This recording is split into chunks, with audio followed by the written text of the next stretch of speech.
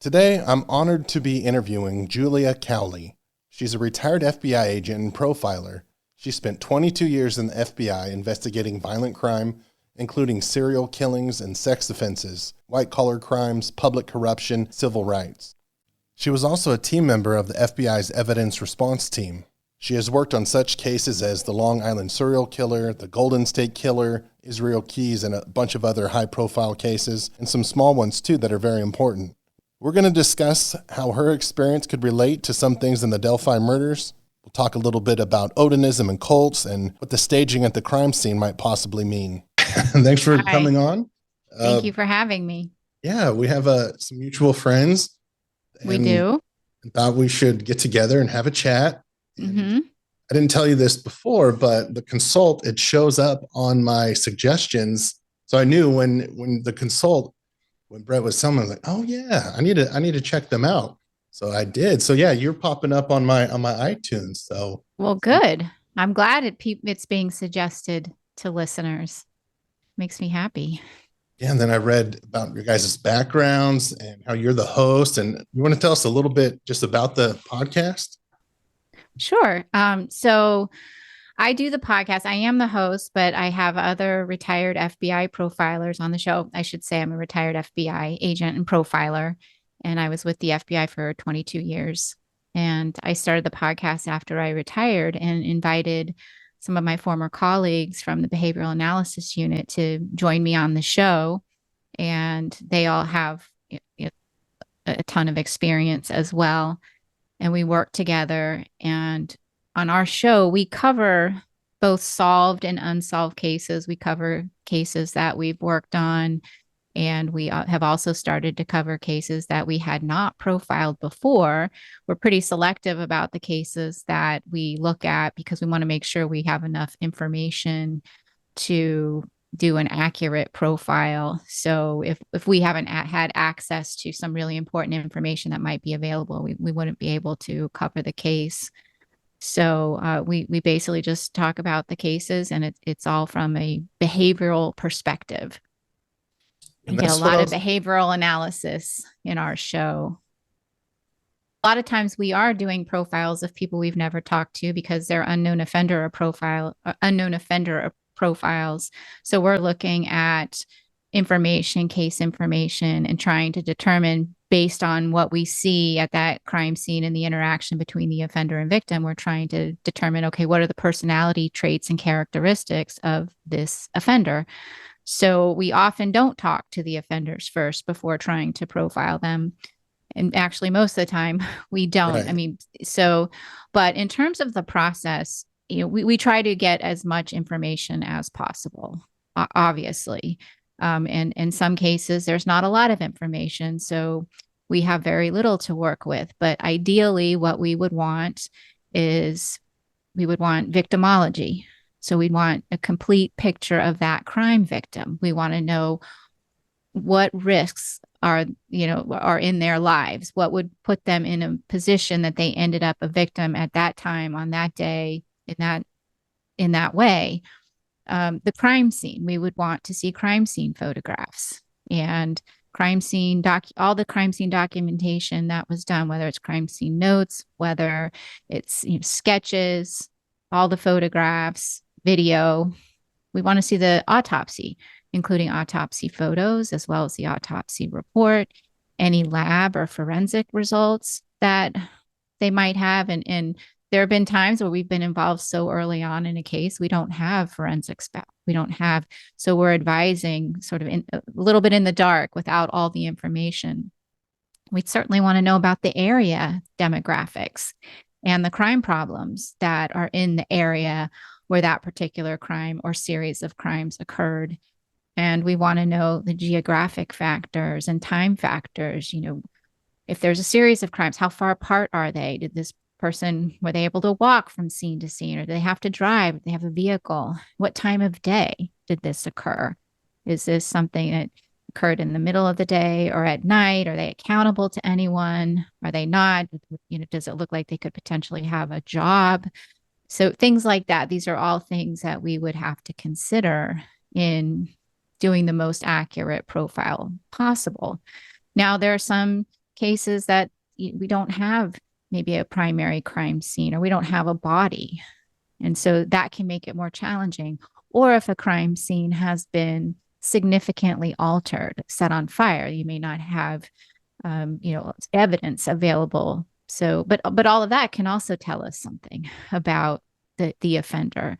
So we work with what we have, but with the understanding that if more information becomes available, or we learn something new or different, then that profile and that assessment could potentially change. So it's really not an exact science. So then what is the primary function of a profile? How is it utilized? If you could kind of explain that to the folks out there. Well, the primary focus of conducting an analysis, or coming up with a profile, and we call it a criminal investigative analysis, because it's more than just coming up with a profile of an offender. We can provide other things, but the purpose is to help provide a better understanding of the offense, including the motivation of the offense, the victim selection process, the crime scene dynamics, again, kind of going back to what actually occurred between the offender and victims or victim. It can focus the investigation on the most probable offender or most probable type of offender. The one thing I do want to clarify, which I think some people, I don't say everybody, but to just clarify that profiling cannot identify an offender. It can help prioritize offenders, and you may have, or help prioritize suspects, I should say. You may have suspects that fit the profile, but we're not identifying the offender. And profiling does not solve the crimes either. It's the investigators and the investigation that solves the crimes. This is just, again, helping to provide a better understanding. And it can help provide investigators with strategies that can lead to solving the crime.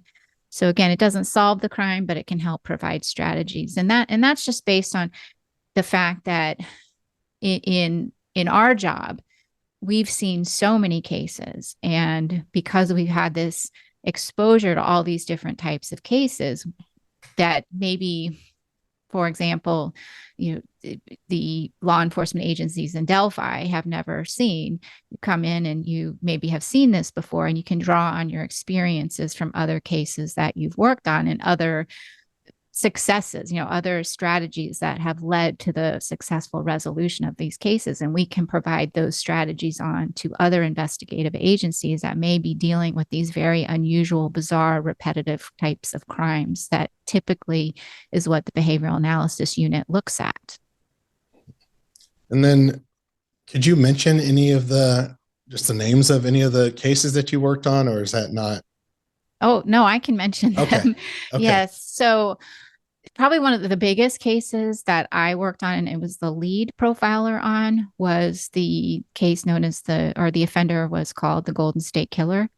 And he was ultimately identified as Joe D'Angelo.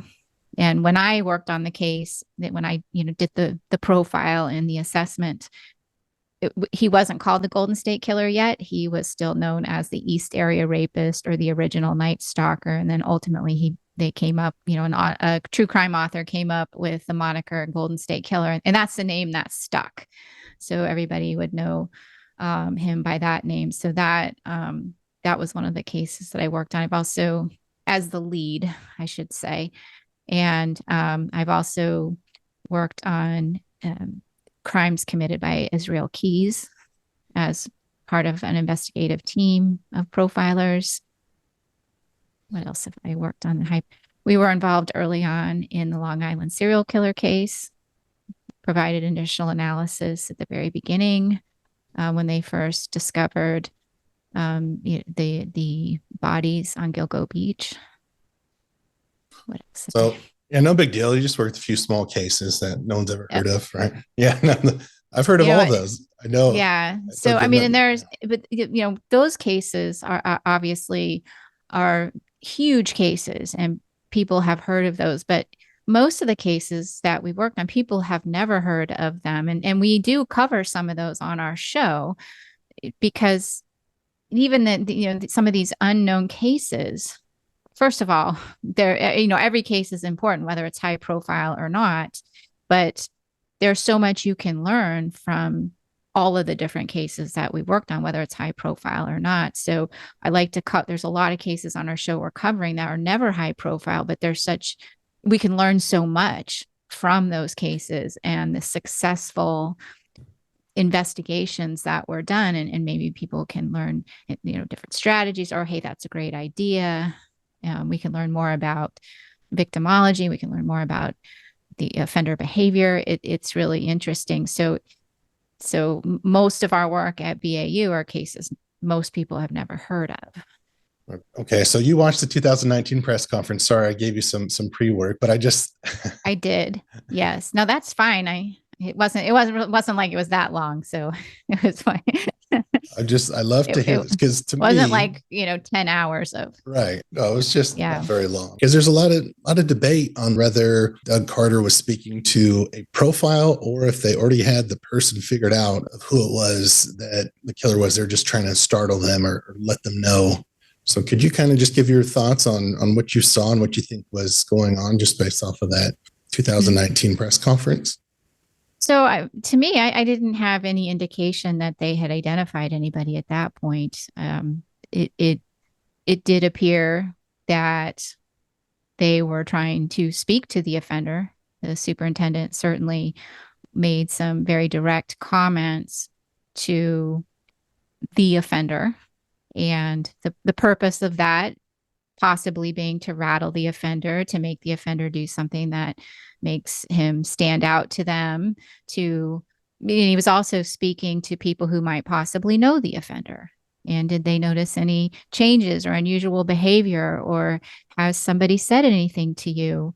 And he certainly was speaking to, people who could be close to the offender. So I didn't get a sense that they already knew who it was. I just got the sense that, this was a strategy and a media strategy to try to make the offender more vulnerable somehow to law enforcement, to them, so that they could identify him.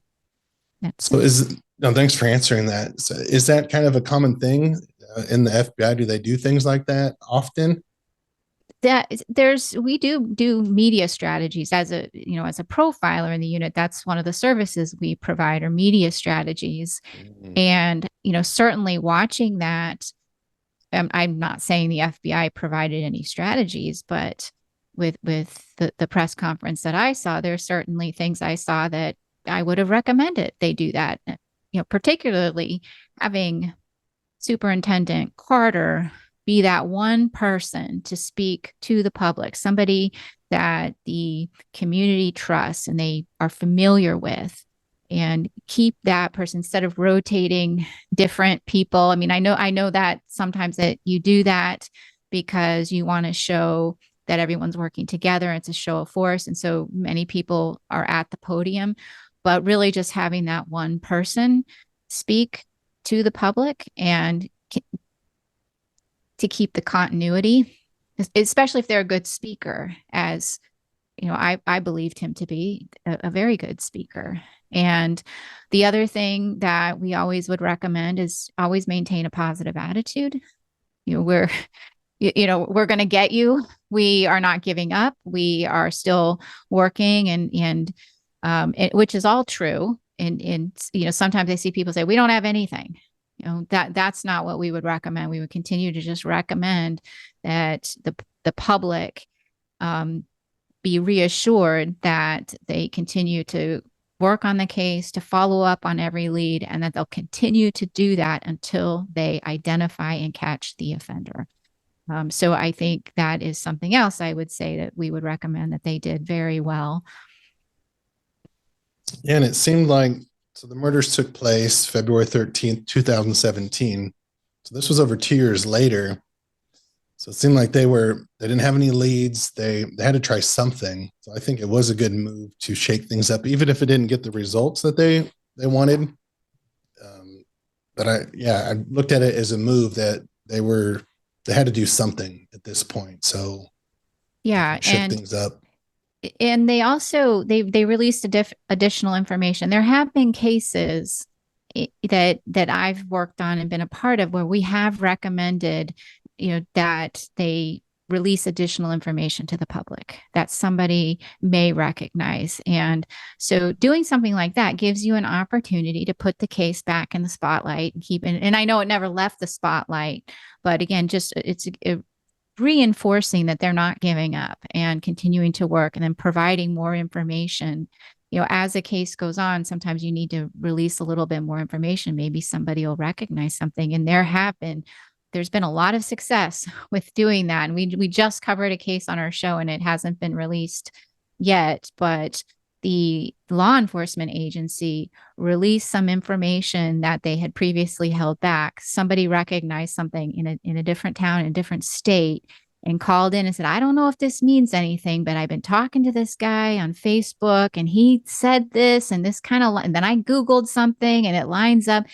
And sure enough, that was what the key was. And it was because they released additional information that, law enforcement, we tend to hold on to information and we don't release it. And you have to be very strategic about what you do.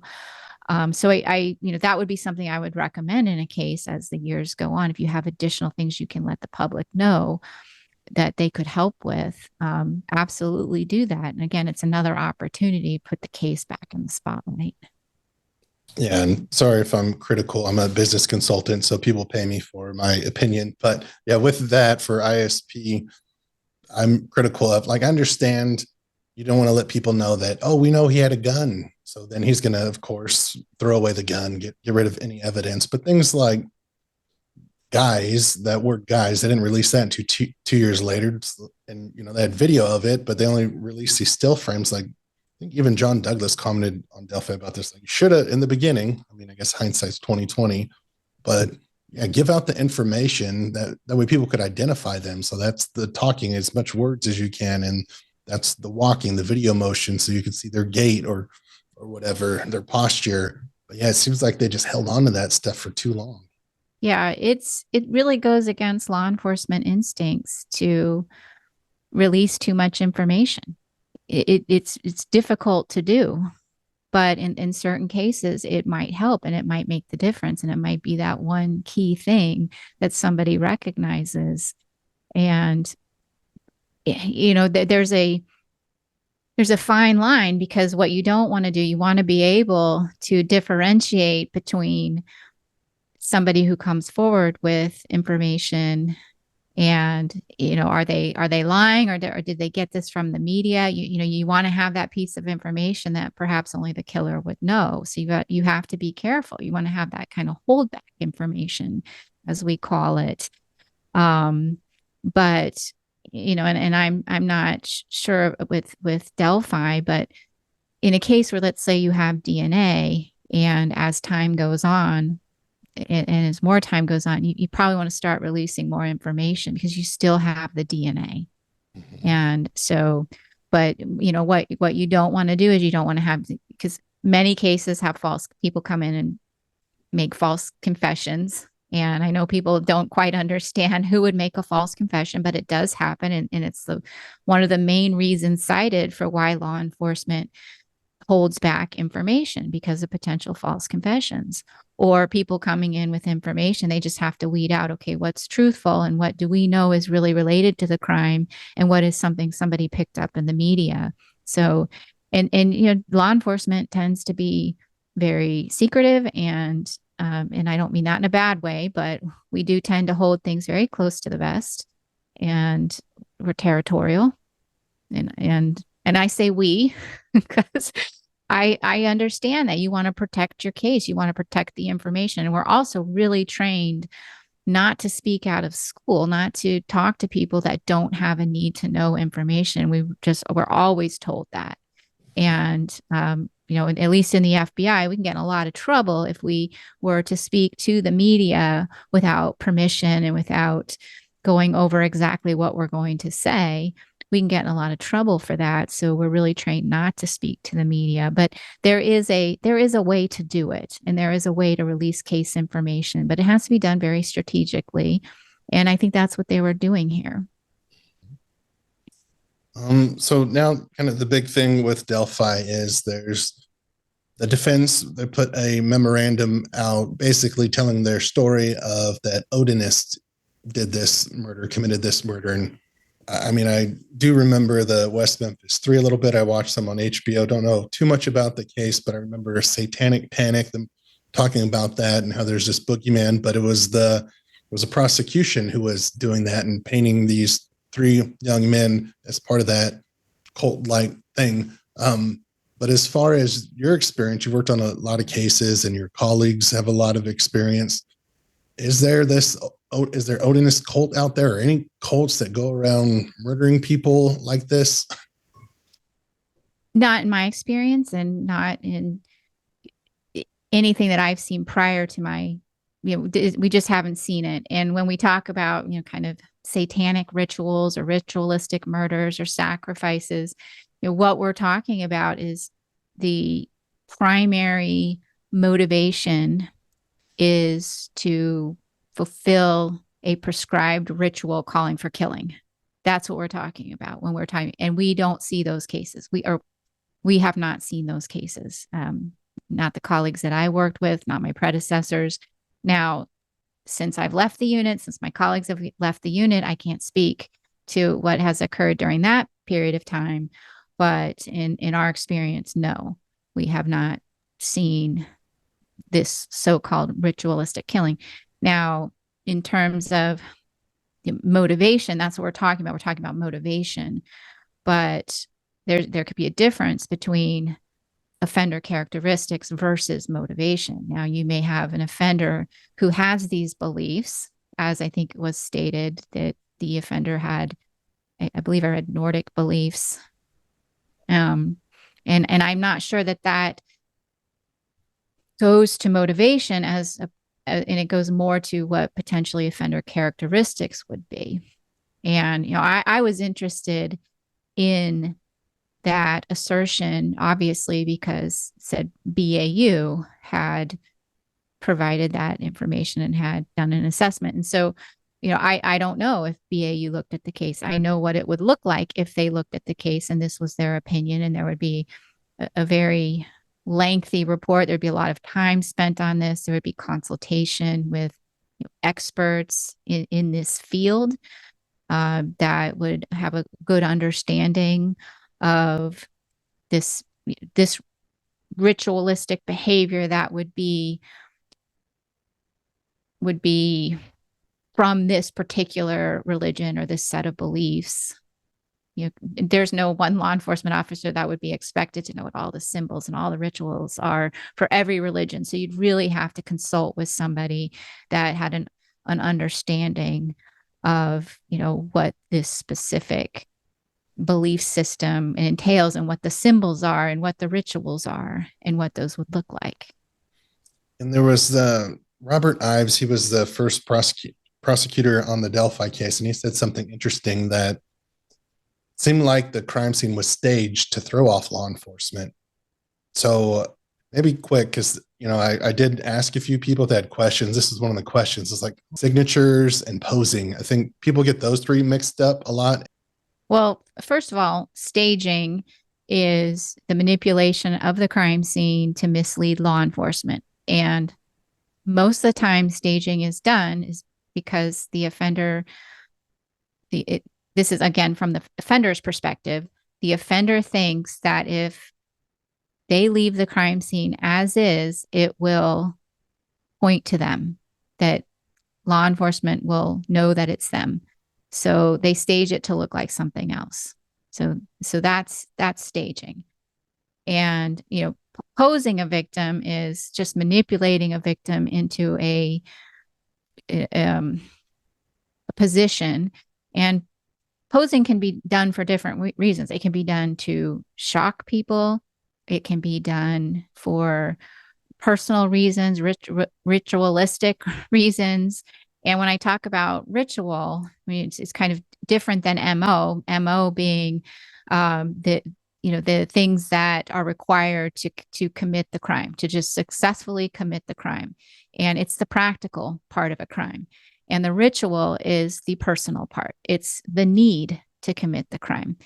And so posing could be part of ritual, but it's really just, manipulating the victim in a way, and for a different for different purposes that only the offender would know. In the cases where I've seen posing, it's kind of a combination of ritual. It's they want to shock whoever finds the victim, and we see that.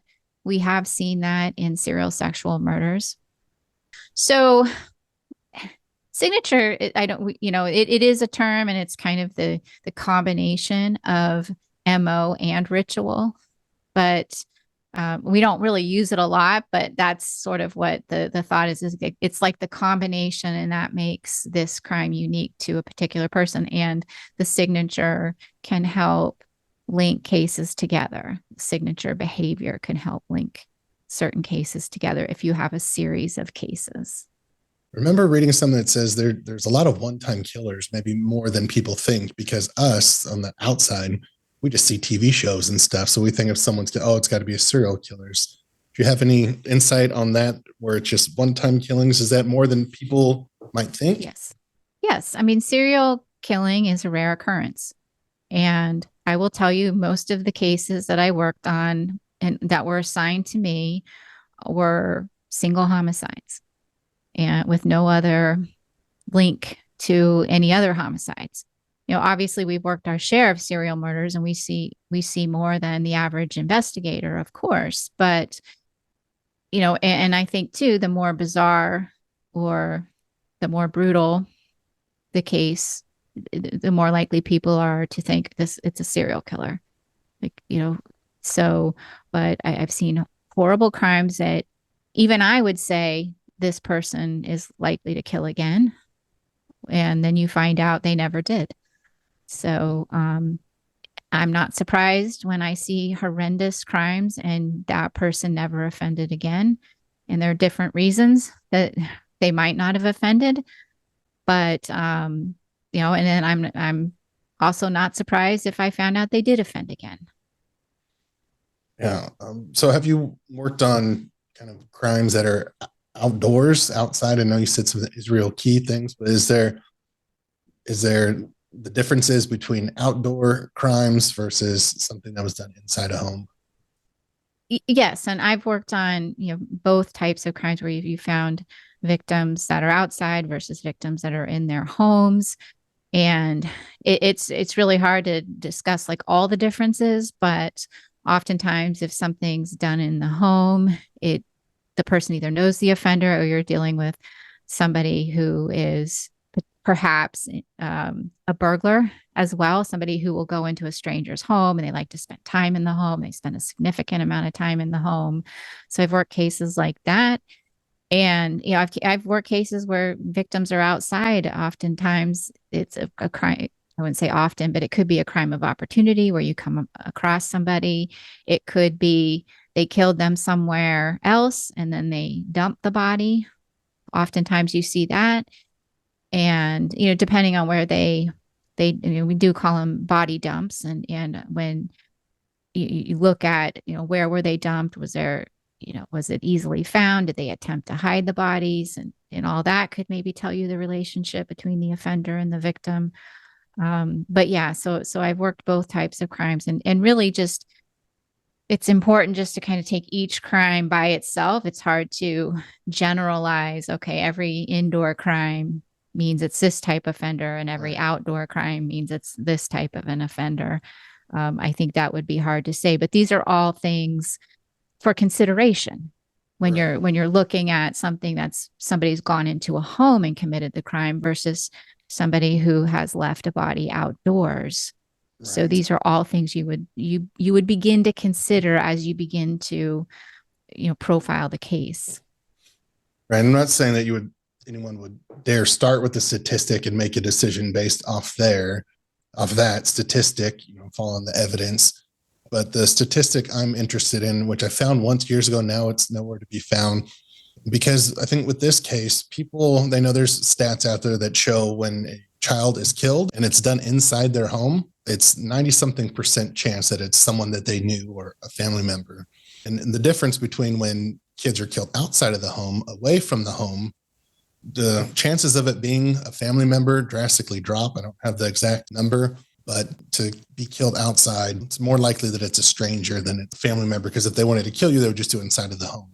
Well, no, I think, I mean, I don't have the statistics in front of me either, but yeah, when someone's killed inside their home, especially a child, most likely it is someone close to the family or close to the victim, and most likely a family member. And, again, particularly this age, the and they're outside the home. Yeah, the statistics go up for it being a stranger, or at least someone who's not within their immediate family. And something like this, in making that determination, yeah, you can kind of just do this rough estimate of statistically, but what you would really want to do is look at their victimology as well.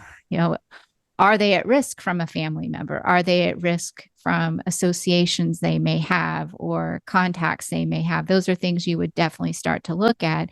And then as you start to learn more about them, you can kind of say, okay, statistically, or is it seeming more like this is probably a stranger to them, or this just seems like somebody that maybe they knew and met up with. And that would really go to partly victimology and partly investigative work to make these determinations.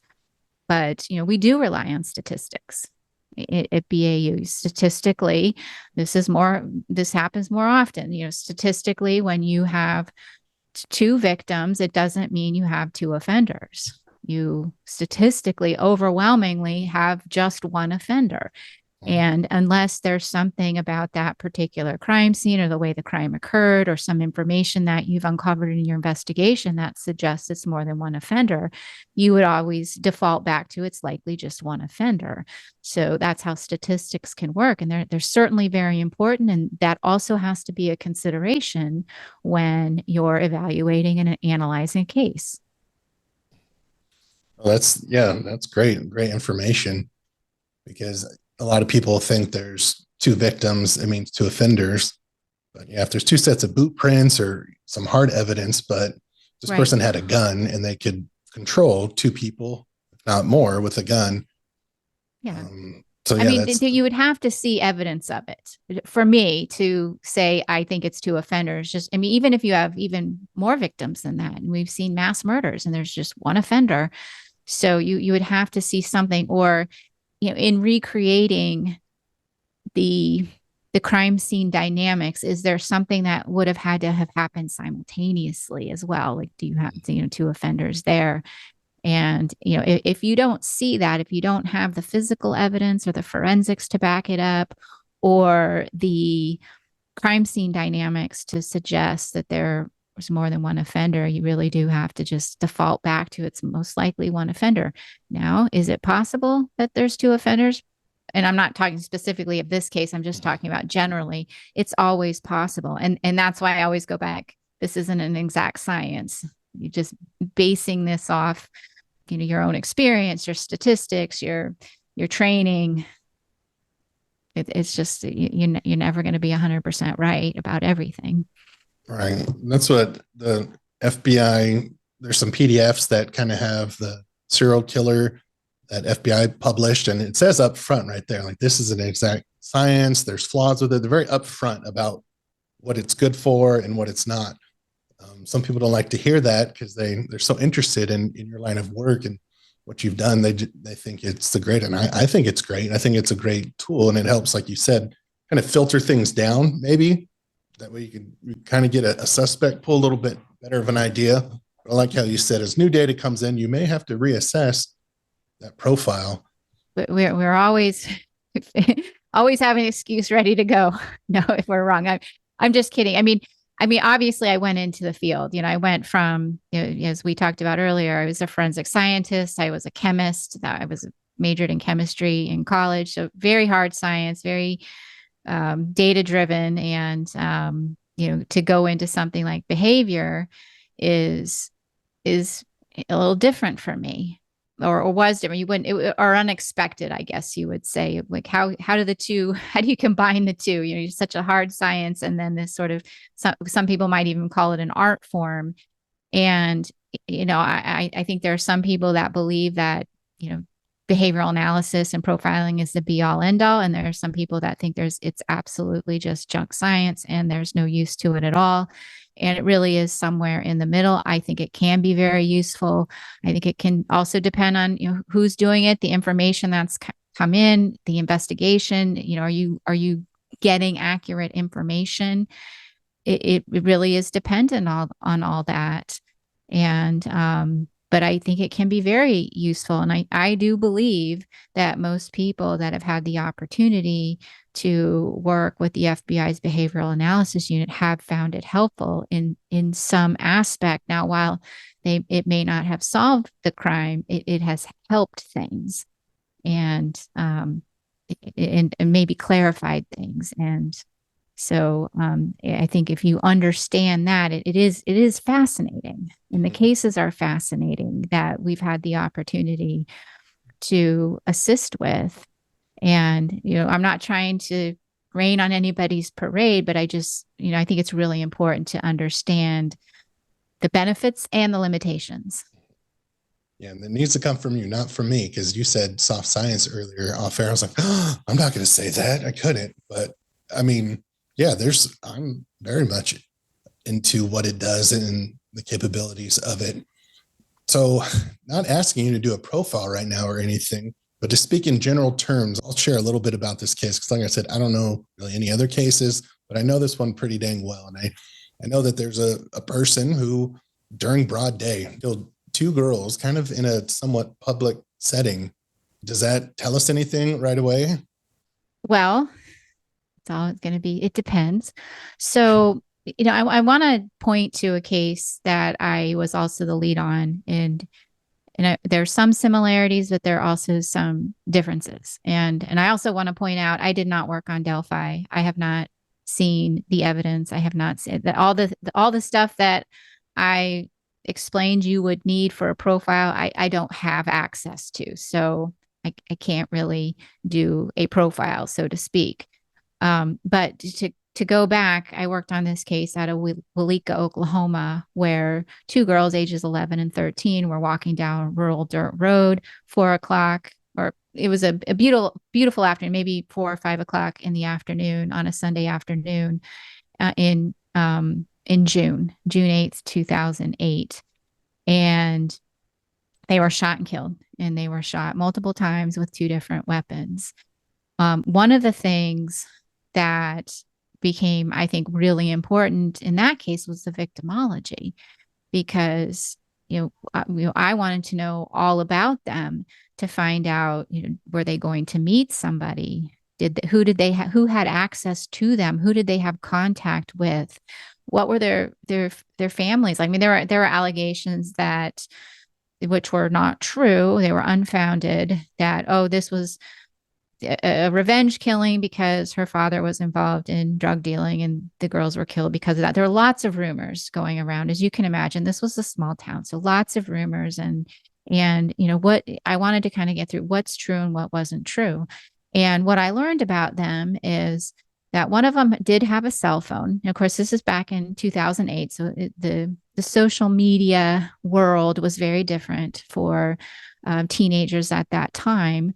But one girl had a cell phone, and phone records indicated the only contacts she had with that cell phone were her parents. There was no other. She wasn't texting anybody. She wasn't calling anybody. Everything was just with her parents. The other victim, she had no cell phone in terms of their computer usage. One had a computer at home that she was using, and it really only using it for schoolwork. And there was nothing to indicate either one of them or communicating with anybody. This wasn't a regular habit that they had of they weren't going out on this road and for this walk on the same day every day. They had the previous day, but so all of these things were telling me that likely this was not a planned killing. So those are some of the things you start doing. It's the middle of the day. Did someone asked to meet them there? Were they planning to meet somebody, or was this a spur of the moment? And was this an unplanned murder? So that's what I would want to know with this case as well. Were they going to that location because they were meeting somebody, or were they just decided that day, let's go for a walk out here? And is this a chance meeting between the offender and these victims? So, in the Walika case, it was a chance meeting. And I felt pretty confident about that after learning more. And that's what I would want to know about this particular case. And investigators at this point probably know through their communications if they were planning to meet somebody out there or not meet somebody out there. Or if this was just a last minute thing, had they communicated their plans to anybody? I mean, those are things that the investigators likely know. Yeah. So this case is confusing. There's only what we know and what we're told. We don't know the whole story, but at least one of the girls was getting catfished. I think that's pretty well known. We've never. And that increases your risk. Communicating with somebody you don't know online, whoever you are, will increase your risk level. And then it was also known to be a spontaneous trip, where the grandmother of one of the girls said that, it was about at 1:00, they finally decided to go, and they were there by like 1:45. Like she finally allowed them to go. It was like spur of the moment. So then you have that kind of on the other side of things. Would the FBI know, if if there was communication, we don't know at what time it was, and we don't know a lot of things about who was catfishing them, and maybe she invited him out to the bridge for all we know. But it seems like after a few years of having the person who catfished them, they have their phone for a few years, and they recovered Libby's phone. And so do you think they would probably be able to tell? I think so.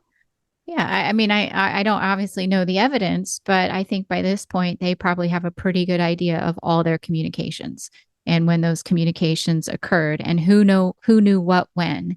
I mean, there might always be something that we don't know about. Did they use somebody else's phone at some point that they never recovered, and there was a communication that they don't know about? But whatever communications were done on their digital devices, I'm sure that there is a complete catalog of all those communications and who knew what when.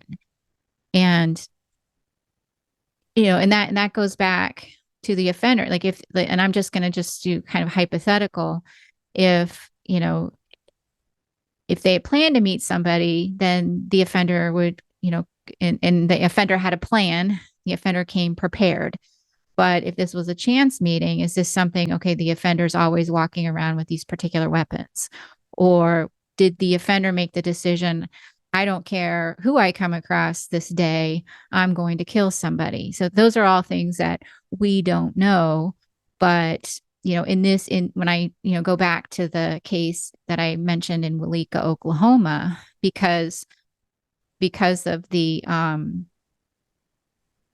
fact that the girls were low risk, it didn't appear that they were going to be meeting anybody. This was a very chance meeting. And, there was some information the offender likely just had a car, was driving along the road, saw them, and shot them with two different weapons. So my assessment was, this is somebody, because this motive was formed on the road that day, this is somebody who likely always has these two particular weapons with him and carries them with him. They're in his vehicle, and people who know the offender will know that he has these weapons with him. May not always, but on this particular day, when it didn't appear that this was a planned, targeted murder, and, he had these weapons with him. So that would be another thing, that other questions I would be asking, is this something, are these weapons that this person would always be carrying because he's out for a walk that day and he just happens to be out there, or is he actually out there looking for a victim, or did he plan to meet these particular victims there? These are all possible scenarios. Now, in this case, this is a little bit different in terms of the area. While it's a wooded area and it's a rural area, the road the girls were killed on, Walika, is a traveled road. People aren't just stopping on the road as that destination. This is more of a destination area, so it's slightly different. Somebody going out there just for their own safety may carry a weapon because they're out there alone and they don't know who they're going to encounter, and they carry a weapon. So it's a little bit of a different scenario in terms of, is this person always carrying a weapon? They might only carry a weapon when they feel like they might be, alone somewhere and might encounter danger. So there's a little bit of a difference there, but these are all things, again, for consideration. Mm-hmm. Yeah, the defense said that in one of their press release statements that Rick Allen does often visit the trails. So don't know what type of weapons that he would always carry with him. One witness has said that he was kind of wearing a mask to conceal himself. It's kind of a scarf type of thing, someone who walked right by them. So it seemed like he was planning to do something that day where he wore more jackets than was maybe required. And that's where you want to really dig into a suspect's patterns of behavior and particularly focus on when something changes or when something's a little different. So that might give insight into, was this, again, planned, or was just very spontaneous and something occurred that day. And, the offender felt that he had to kill these girls that day and there was no plan to do so.